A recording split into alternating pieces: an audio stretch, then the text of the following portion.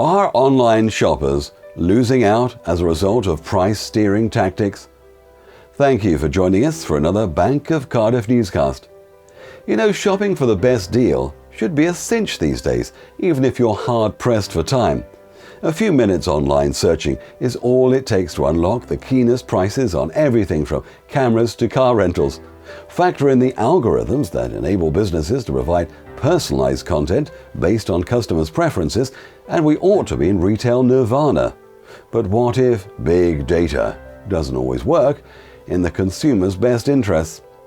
A recent study by a team at Northeastern University has uncovered a potential downside to the delivery of personalized content.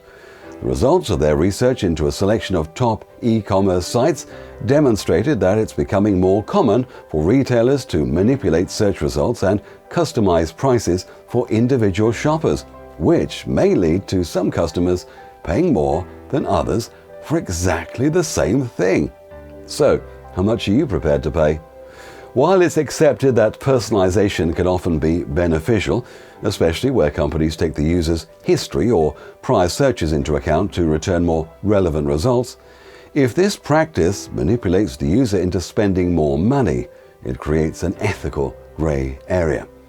Northeastern University's sample group comprised a mix of 16 popular e-commerce sites, 10 general retailers and 6 hotel and car rental sites. The research team set out to measure whether or not personalized information was being used to customize prices to the consumer or to steer search results based on price. The authors wrote, overall, we find numerous instances of price steering and discrimination on a variety of top e-commerce sites. Personalization is being used to profile users. The researchers found evidence of personalization on 4 general retailers and 5 travel sites, including cases where sites altered prices by hundreds of dollars.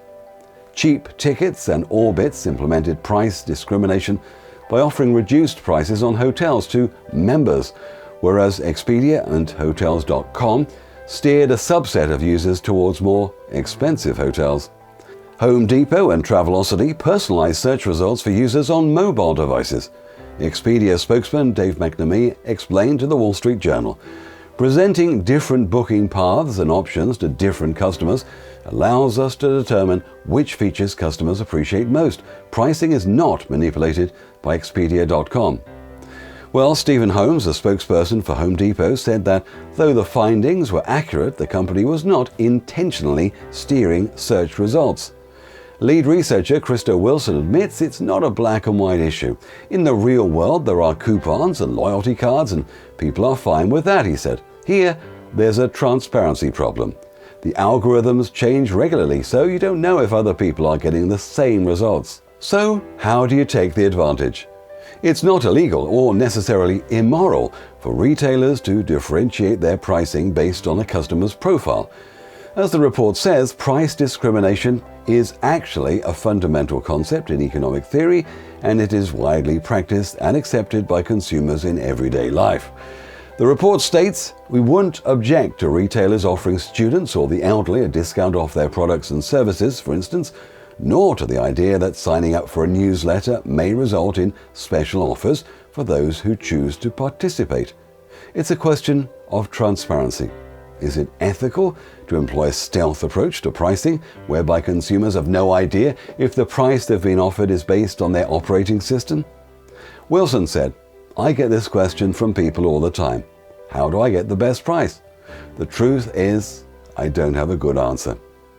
Wilson continued, it changes depending on the site, and the algorithms they use change regularly. Good advice today might not be good advice tomorrow. The point is that as a consumer, you're at a disadvantage, unless it's transparent. That's all for now. Join us later this week for another Bank of Cardiff newscast. And remember that all of our newscasts are available on our website, www.bankofcardiff.com/newscasts.